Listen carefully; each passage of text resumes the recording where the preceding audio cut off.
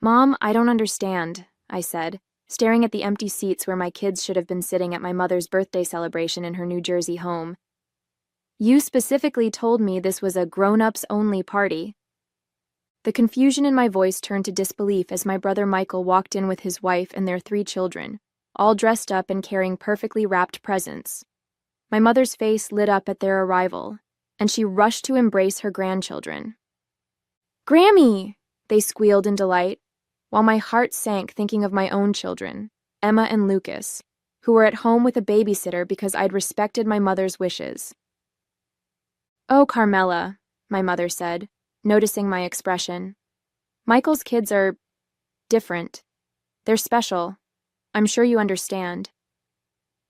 But I didn't understand. Not at all. My children, Emma, age 8, and Lucas, age 6, were just as special, just as worthy of celebrating with their grandmother. As a single mom, I'd spent the morning wiping away their tears, explaining why they couldn't come to Grammy's birthday party, promising we'd do something special another day. "They're not different," I said quietly, my voice steady despite the storm of emotions inside. "They're all your grandchildren." My brother smirked slightly, adjusting his designer tie. "Come on, sis. You know your kids can be a handful. This way everyone can enjoy themselves." A handful? Because Emma sometimes got overwhelmed in crowded spaces? Because Lucas preferred to express his enthusiasm through movement rather than sitting still? These were the same qualities that made them uniquely wonderful. I stood up from the elegantly set dining room table, my untouched appetizer forgotten. The family photos on the walls seemed to mock me now. Carefully curated images where Michael's family featured prominently, while my children appeared only in group shots, usually at the edges. "Where are you going?" my mother asked, already distracted by Michael's youngest showing her a drawing. "We haven't even had dinner yet." I picked up my purse, my mind already forming a plan. My kids deserved better than this, and suddenly I knew exactly how to give it to them. "I'm going to spend the evening with my children," I said, my voice clear and confident. "All of us should be where we're truly appreciated."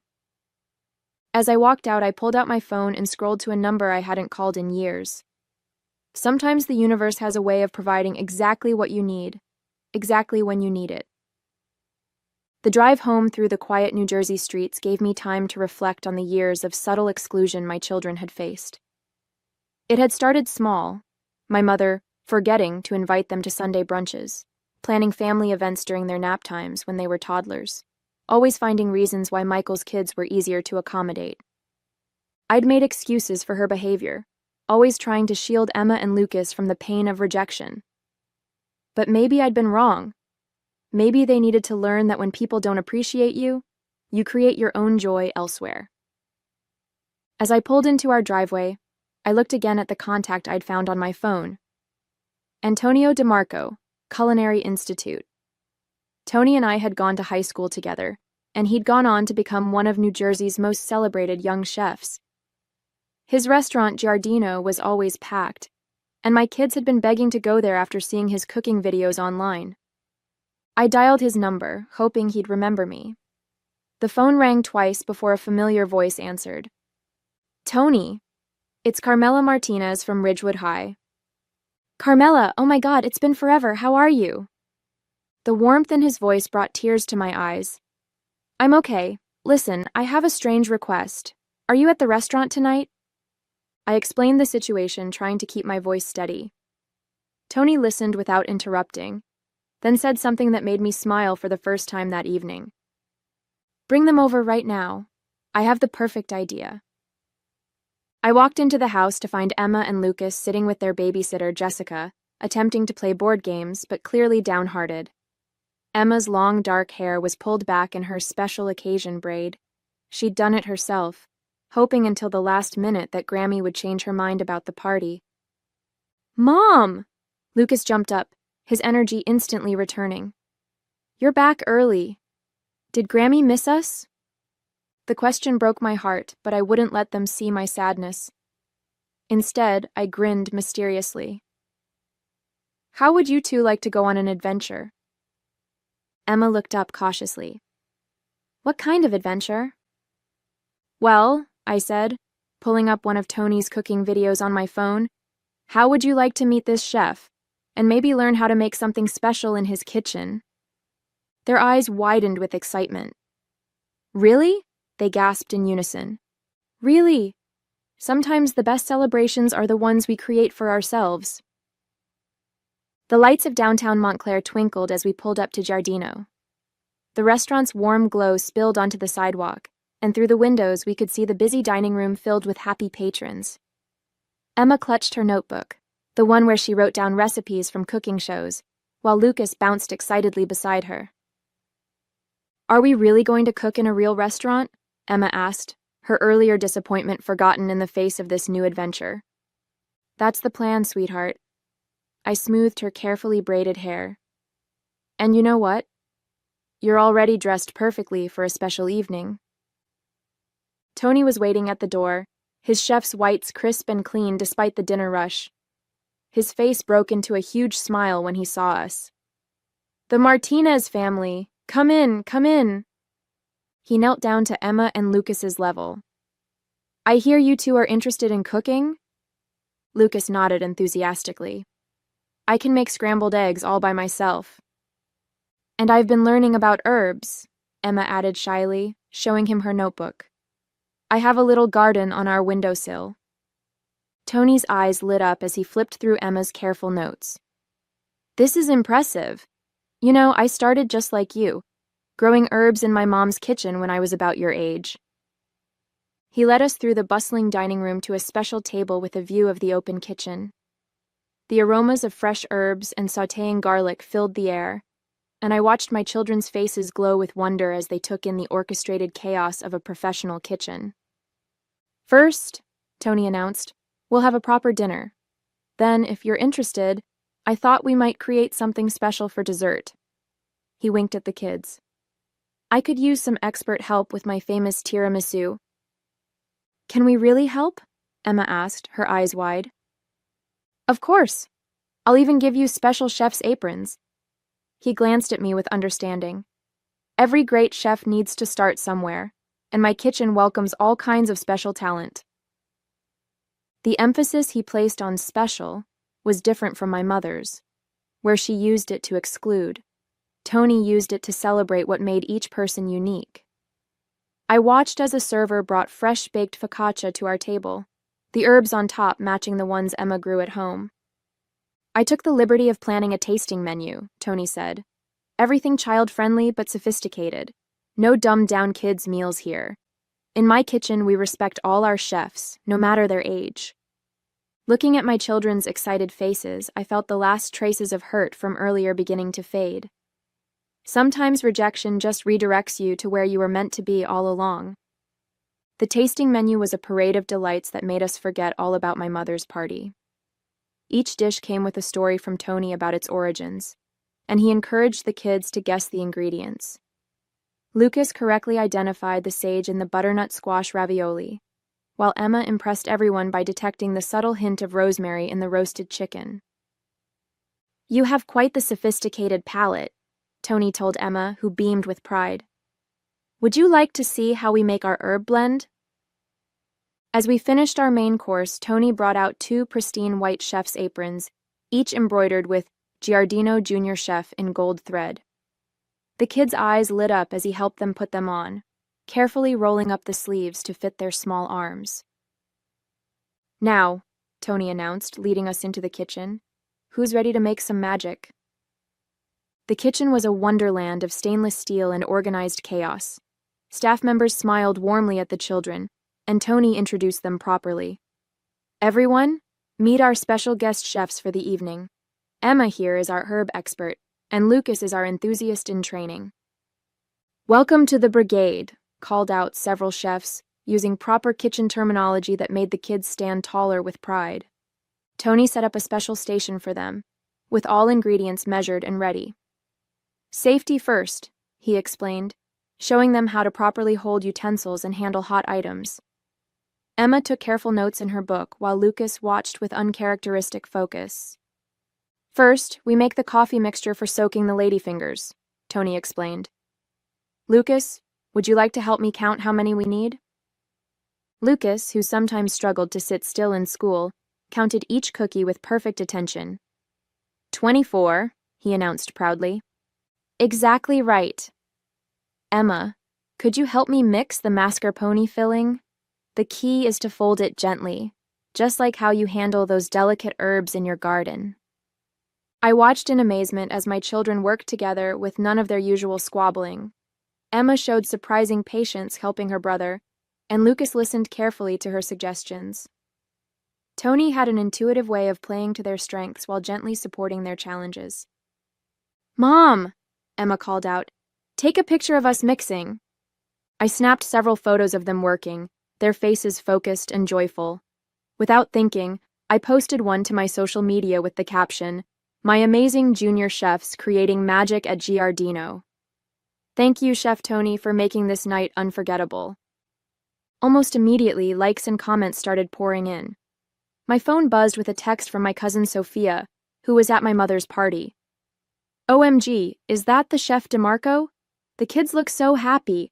Things are pretty tense here. You definitely chose the better celebration. Mom, look, Lucas called out, carefully piping a mascarpone cream rosette just as Tony had demonstrated. I did it. Perfect technique, Tony praised. You know, I teach weekend cooking classes for kids, and we could really use that piping skill. I watched my children flourish under his kindness and acceptance, realizing that sometimes the family you need isn't always the family you're born into. As we assembled our tiramisu, the restaurant's social media manager, Maria, asked if she could take some photos for their Instagram. Emma and Lucas posed proudly with their creations, their Giardino Junior chef aprons dusted with cocoa powder, their smiles radiant with accomplishment. Would it be okay if we shared these? Maria asked, showing me the photos. We're starting a new weekend cooking program for kids, and these capture exactly what we're trying to create, joy in the kitchen. I glanced at Tony, who was showing Lucas how to make the perfect chocolate garnish. The program's something I've been wanting to do for a while, he explained. Teaching kids who truly love food, regardless of their learning style or energy level. Everyone belongs in the kitchen.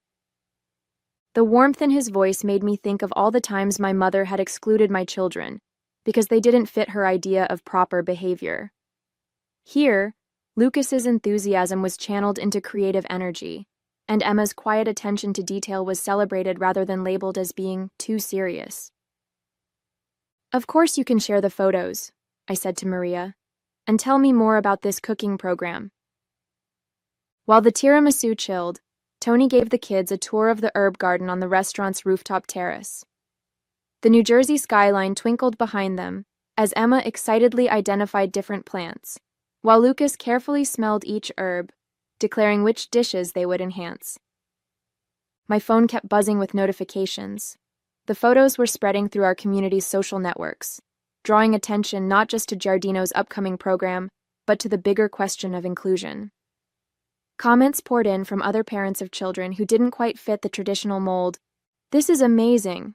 My son would love this. He can't sit still in regular classes, but comes alive in the kitchen. Finally, a program that celebrates different learning styles. Is there a waiting list? Even some of my mother's friends were commenting, their subtle messages clear. Wonderful to see children being appreciated for their unique gifts. Some people could learn from this. Tony joined me as I read through the responses. You know, he said thoughtfully, I struggled in traditional settings as a kid. Cooking saved me. It gave me a place where my creativity and energy were assets, not problems. That's what I want to create here. He watched as Emma patiently explained to Lucas the difference between oregano and thyme. Your children are fantastic. Emma has such a sophisticated understanding of flavors, and Lucas's enthusiasm is exactly what a kitchen needs. Would they be interested in being part of our first regular weekend class? Not just as students, Emma could help mentor younger kids about herbs, and Lucas has a natural talent for demonstrating techniques. Before I could respond, my phone lit up with a call from Michael. I declined it, watching instead as my children flourished in this space that celebrated exactly who they were. Let him and my mother wonder why their perfect party was being overshadowed by photos of my handful kids creating culinary magic. Sometimes the best revenge isn't about getting even. It's about finding your own path to shine. When we returned to the kitchen, our tiramisu had set perfectly.